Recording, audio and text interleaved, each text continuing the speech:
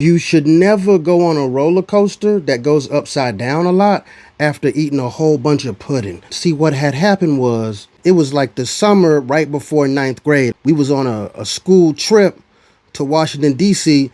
to see some stuff or something like that. I don't remember. I just wanted to go to Busch Gardens with the homies, you know what I'm saying? At the time, I was not really a fan of rides that went upside down. I told people that I liked the things that go upside down because, you know, I ain't want them to think that I was a bitch. How it had worked is we got these cards or whatever that we could get free shit. They had like some free chocolate pudding, and I was like, well, let me go and get one. And then one turned into 5, and then 5 turned into 20. You know when like you say something, but then like somebody like need you to do the thing that you said, but you wasn't expecting them to need you to do that like that? Because I had said earlier in the day that I was down to go on any of the roller coasters because I ain't think nobody else was going to go on none. And then the homie was like, yo, let's go on this roller coaster. It's called the Dragonfire. And I was like, what you talking about? You said you'll go on anything, man. And I was like, shit. Damn, I did say that. And so I was scared, and that pudding started to bubble. You know what I'm talking about? My body was reminding me that I had ate it. We get in line for the Dragonfire, and it's a weekday, so there's not that many people in line. And I was like, damn,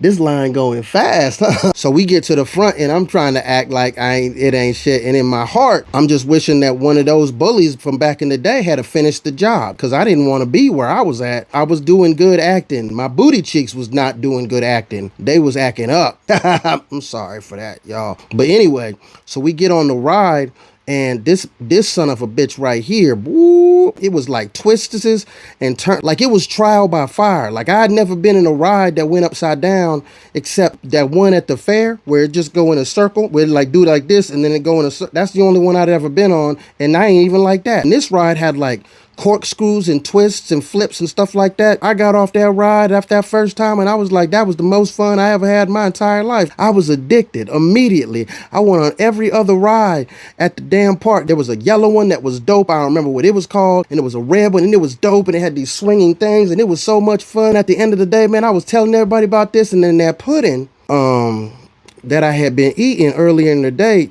you know, it just tapped on the door. Hey, homie, remember when you ate 20 cups? You got an hour-long bus ride home. What you gonna do? And then I said to myself, self, are we gonna make it? And myself said to me, I don't know.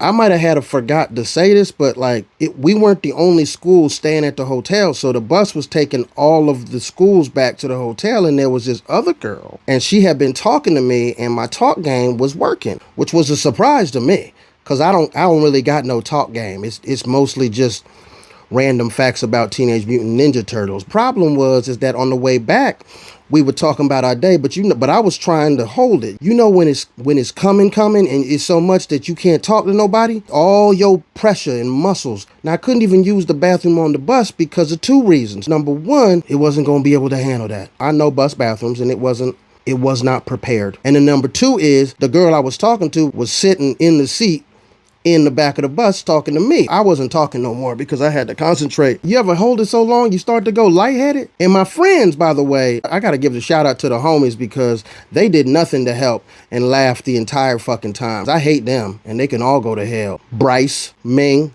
Andy, fuck y'all. Really, fuck y'all. We get back to the hotel, but the cramps were like, they were bad. So I was trying to walk upright while clenching and cramping, but also about to pass out. So it was a lot going on is what I'm trying to say. I got up to the room. The countdown has already started. I got in that bathroom and I let loose. It was a firefight. Epic is the only word that I can use to describe what was happening in that bathroom. You ever start with your clothes on and then halfway through you like, nah, these all got to come off. Everything has to come off. Shirt comes off first. I kept my socks on because the floor was cold. Now, the reason the floor was cold is because while I was duking, the 3 people who I mentioned earlier, who were my friends, kinda, were shoving like handfuls of ice under the door because they thought it was funny. That shit wasn't funny, dog. I was having problems in there. I thought I was dying. I ruined it. I ruined the bathroom. And then I remember Mr. Hendon. He was one of the teachers that I really liked, even though